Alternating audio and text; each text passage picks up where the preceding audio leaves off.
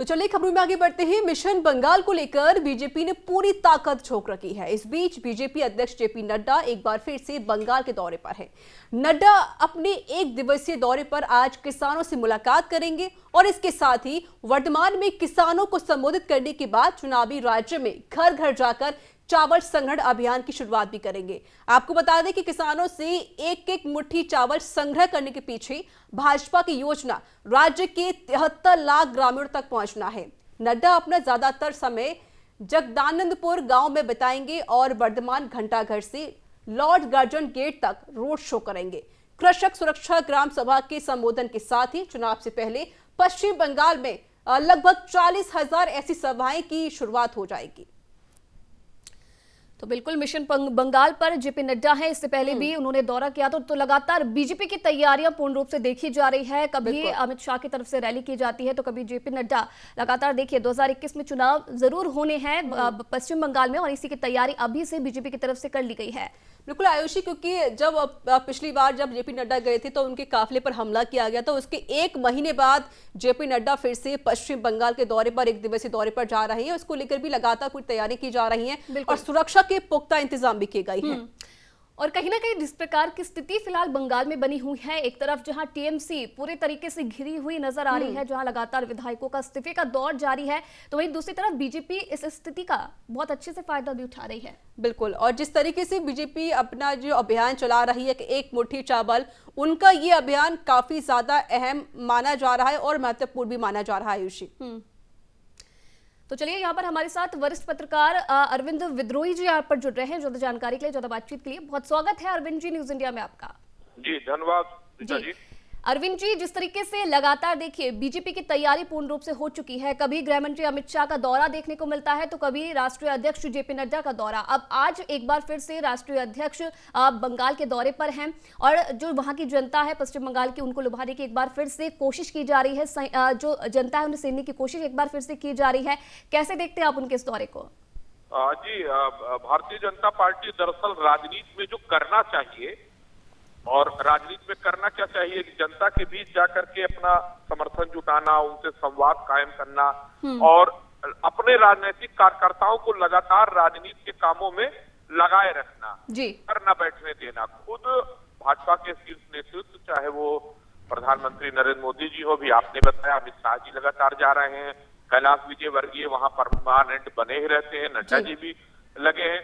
तो जो राजनीतिक एक सक्रियता होती है वो बनाए रखें और जनता जो अपने बीच में लोग रहते हैं, जैसे हमारा आपका भी जिनसे संवाद रेगुलर रहता है, हम उनके प्रति थोड़ा सा इंटीमेसी, हमारी आत्मीयता बढ़ जाती है। अगर वो कहीं गलती भी कुछ करते हैं तो हम अपना समझ के उनको एक स्पेस देते हैं। ये चूक विपक्षी दल कर रहे हैं, वो जनता के बीच लगातार नहीं जा पा रहे हैं और भाजपा लगातार इस मामले में बढ़त बनाए हुए वो जनता के बीच किसी न किसी कार्यक्रम को लेकर के बनी हुई है, लगातार बनी हुई। बिल्कुल अरविंद जी, देखा कई सालों से ये भी देखा जा रहा है कि पश्चिम बंगाल में जो राजनीतिक हिंसा है वो किसी से छुपी नहीं है। खबरें भी लगातार ऐसी ही आती हैं और तकरीबन हम कह सकते हैं कि बीजेपी के लगभग 300 कार्यकर्ताओं की मौत भी हो चुकी है और लगातार यही देखा जाता था कि और सबसे बड़ी बात ये भी है कि जब राजनीतिक हिंसाएं होती हैं, झड़प होते हैं, जब मौत होती है तो उसको लेकर काफी ज्यादा बवाल भी खड़े हो जाते हैं। ममता बनर्जी को एक सिर्फ यही है कि सरकार उनकी ही यहाँ पर रहे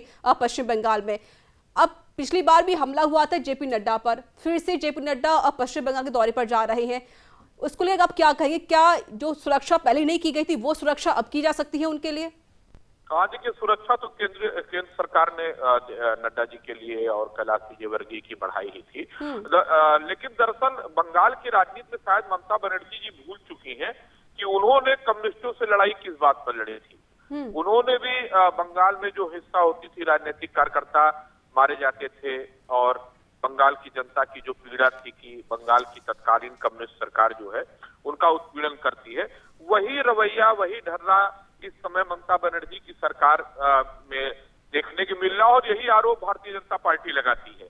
तो बंगाल में खुद ममता बनर्जी राजनीतिक हिंसा से लड़ करके माँ माटी और मानुष का नारा देकर के आई थी। अब उनकी ही सरकार में राजनीतिक कार्यकर्ता लगातार मारे जा रहे हैं भारतीय जनता पार्टी के और यहाँ तक कि अभी आपने भी जिक्र ही किया कि नड्डा जी और कैलाश विजयवर्गीय जी की गाड़ी पर हमला भी हुआ था।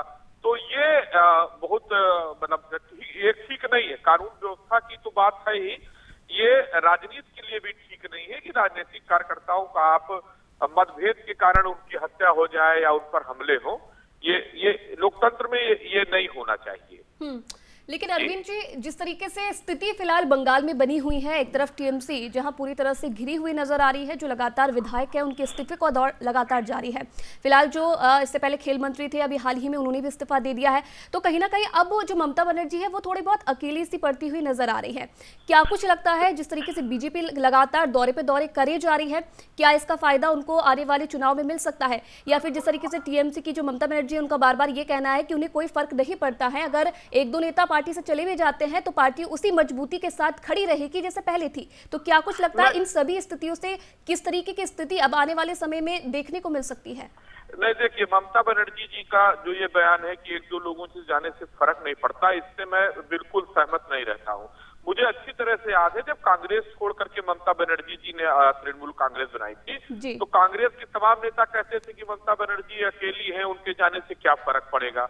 और जब टीएमसी बनाई थी तो अभी जो लोग टीएमसी को छोड़ रहे हैं वो सारे लोग टीएमसी को बनाने वाले नेताओं में थे, संघर्ष के नेता थे। अब ममता बनर्जी को सोचना चाहिए कि अगर हमारे संघर्ष के साथी छोड़ करके जा रहे हैं तो कहीं ना कहीं उनका कुछ अहंकार होगा, आपसी तालमेल नहीं होगा, या किसी को अपनी राजनीतिक महत्वाकांक्षा होगी। तो राजनीतिक महत्वाकांक्षा तो ममता बनर्जी की भी थी कि उनको बंगाल में अध्यक्ष भी रहना था, मुख्यमंत्री भी बनना था। तो राजनीतिक महत्वाकांक्षा सबकी होती है, और राजनीति में ये अहंकार किसी को नहीं आना चाहिए कि किसी के जाने से क्या फर्क पड़ता है, और ना भ्रम होना चाहिए कि हम अकेले सब कुछ कर लेंगे। भाजपा को ही देखिए, हम लोग तो क्योंकि भाजपा काम कर रही है, भाजपा सरकार में है, वो भी घर बैठ सकती थी, लेकिन उसके छोटे से बड़े और सारे लोग क्यों लगातार जनता के बीच रैलियां करना और समर्थन जुटाना करा करते हैं। जी चलिए, बिल्कुल देखने वाली बात यह है कि क्या कुछ मायने फिलहाल जेपी नड्डा के इस दौरे के निकल कर आते हैं। बहुत बहुत धन्यवाद अरविंद विद्रोही जी, न्यूज़ इंडिया के साथ बातचीत करने के लिए।